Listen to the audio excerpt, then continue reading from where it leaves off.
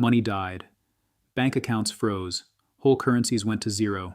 But some assets didn't. Weimar Germany, Argentina 2001, Soviet Union breakup, Venezuela, Lebanon, Yugoslavia, Greece. In every one of these collapses, normal people watched their savings evaporate. Yet a small group always came out the other side with something left. Today we are going to track what survived, not what failed. Not guesses, not prepper fantasies. Actual patterns from real collapses. And later in this video, I'll show you one asset that survived in every case I looked at. It's not gold. It's not cash. Most people don't even call it an asset. Stay for that part. How collapse really hits collapses don't look like movies. No flashing red lights, no system offline sign. They come as bank holidays, withdrawal limits, new taxes, new rules, quiet inflation. On paper, things still exist. Pensions still exist. Bank deposits still exist. But the value is gone. This video is not about fear. It's about maps. What held value when? The German mark hyperinflated. The Argentine peso froze. The Soviet ruble died. The Lebanese pound collapsed. And what that means for you before your system breaks. Pattern interrupt. You were told, diversify across paper assets. History shows paper itself is often the problem. Asset 101. Cash, but only at first. You may think, cash is trash. Inflation kills it. So in a collapse, cash is the worst. That's not always true. In the early phase of many collapses, local cash is king. Why? People panic and dump assets to raise cash prices if some things fall. At first, sellers need immediate money to pay bills. Buyers with cash can name their price. In Argentina 2001, banks froze deposits. Corralito.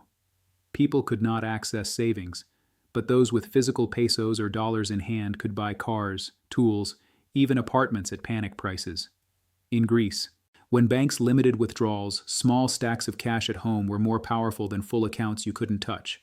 So in phase 1 of a crisis, cash buys blood in the streets. Assets can drop more than inflation rises. Deals appear everywhere, but here is the catch. As the crisis drags on, inflation speeds up, governments print more.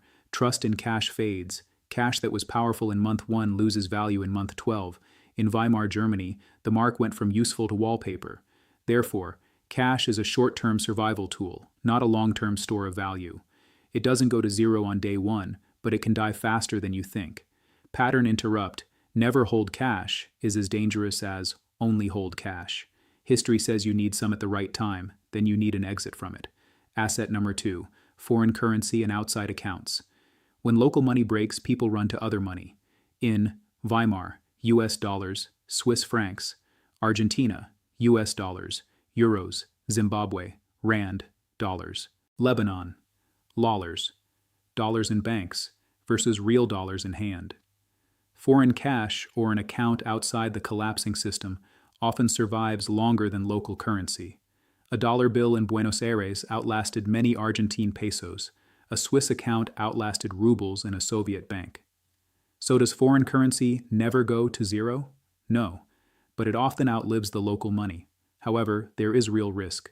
Governments use capital controls, new taxes, forced conversion haircuts on foreign accounts. In Cyprus, foreign depositors took losses. In Lebanon, dollar accounts were frozen, limited, or converted at bad rates. So, foreign currency helps offshore accounts help, but they depend on other governments, and those can fail too.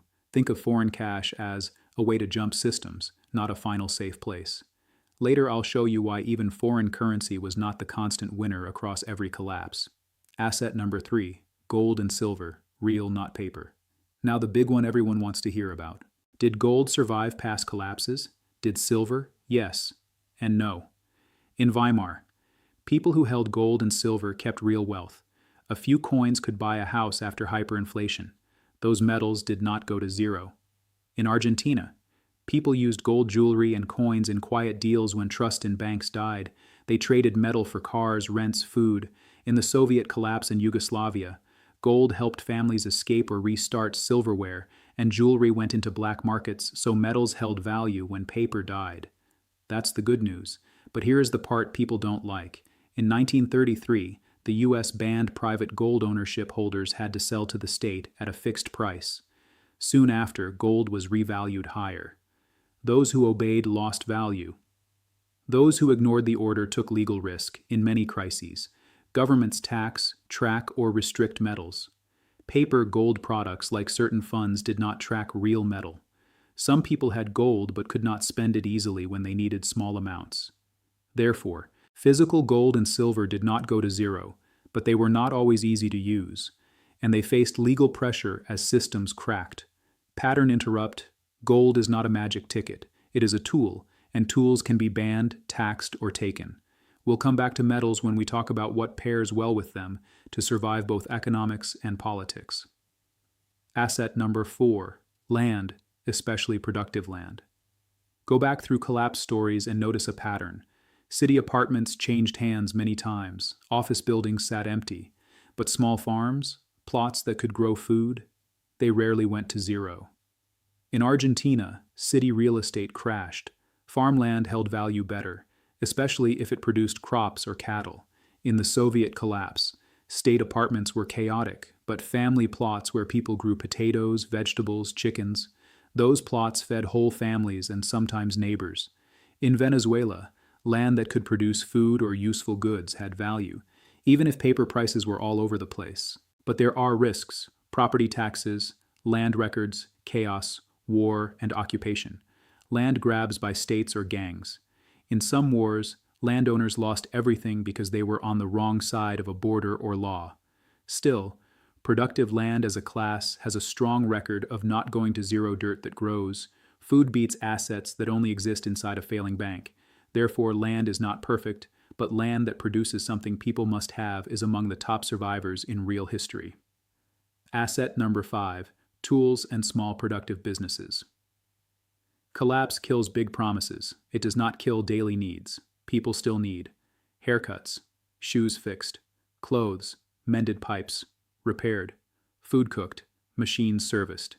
In many collapses, the barber still cut hair, the mechanic still fixed cars, the tailor still sewed clothes, the baker still baked bread. The tools those people owned: chairs, scissors, sewing machines, ovens, lathes, hand tools. Those tools did not go to zero. In Sarajevo during the war, people with basic tools and skills could trade work for food. Their business assets survived better than their bank accounts. In Argentina, small shop owners with inventory, food sellers, repairmen, kept earning even when white-collar jobs died. Pattern interrupt: your safest asset in a collapse may not be in your broker account. It may be in your garage. Therefore, simple tools. Plus, real skills are assets that show up again and again as survivors. They don't look sexy, but they feed you when dust-collecting, big-ticket assets can't. Later I'll share the one thing that every survivor group had, even when they had very different tools.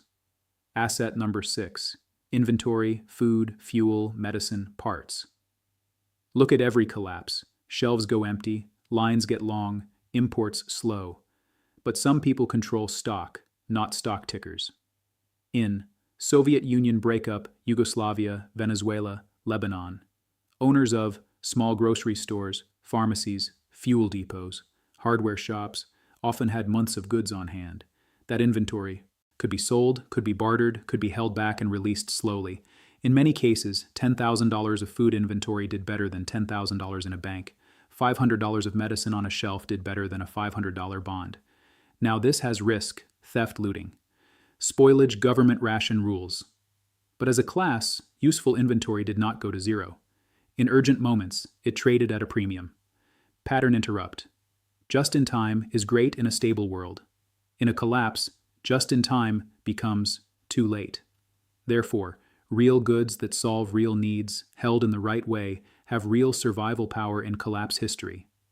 Asset number 7, social capital and trust. This is the one people ignore, but it is the asset that showed up in every past collapse. Call it social capital. Trust your network. In Weimar, people survived by joining circles that traded goods and favors. Family and church networks helped move food and currency across borders. In Argentina, neighbors formed truque clubs, local barter markets. People who were known and trusted could trade services and goods without cash. In Lebanon, Diaspora families sent dollars and goods back to relatives. Those with family abroad did better than those alone. Social capital is your reputation, your relationships, your ability to be useful to others. This does not go to zero when the currency does. You cannot print it. You cannot seize it with a law. It is slow to build and very hard to steal. Remember, I promised one asset that survived every collapse I studied. This is it. Not gold, not foreign cash, not land. Trust. People with strong local ties, skills that help others, a record of fairness, could join new systems, get help, get information early, trade without formal money. Therefore, social capital is an asset class that doesn't show up on your statement, but it might be the most important one when everything else breaks. What failed? Again and again. Now we need to be honest about what did not hold up. Across many collapses, long-term bonds got wiped out by inflation. Pensions were frozen, restructured, or paid in worthless currency. Life insurance benefits lost value in real terms. Big safe bank deposits were haircut, bailed in, or locked. Real estate bubbles left people with big loans on devalued homes. The pattern, anything that was a promise from a big institution, extended far into the future, was at high risk. Anything that required perfect stability and long-time horizons got smashed. The people who trusted systems the most often got hurt the hardest. Pattern interrupt. Blue chip promises are only safe while the rules still hold. Collapse is exactly the moment when the rules change. The simple test. Can this go to zero? Here's a simple test you can apply to any asset. Ask 4 questions. Is it just a promise? If it exists only as a line in a system, it can be changed or erased. Does it produce real value people need every day? Food, water, heat, repair, safety, transport. Can it be frozen or blocked easily? Bank switch, law, single company. Would it still matter if the local currency died? Could you trade it, use it, eat it, live in it, earn with it? If it is only a promise, it produces nothing. It can be frozen with one rule, and it's useless without the old money system. Then it can go to zero in a collapse. If it is real, it serves real needs. It's hard to block, and it matters without the old money. It is much harder to push to zero. Think of tools land, useful inventory metals, foreign currency skills, social capital. These did not move the same in every collapse, but they had one thing in common. They stayed useful even when the system around them failed. This is rate scope. This is not financial advice. It is pattern recognition from history. If you want to understand how systems fail before they fail you, study what survived, who adapted, and which good choices turned out to be traps. Like this video if it helped you see past the usual headlines. Subscribe if you want more history-driven breakdowns, not hype or predictions. The system can change fast. Reality does not. Stay sharp.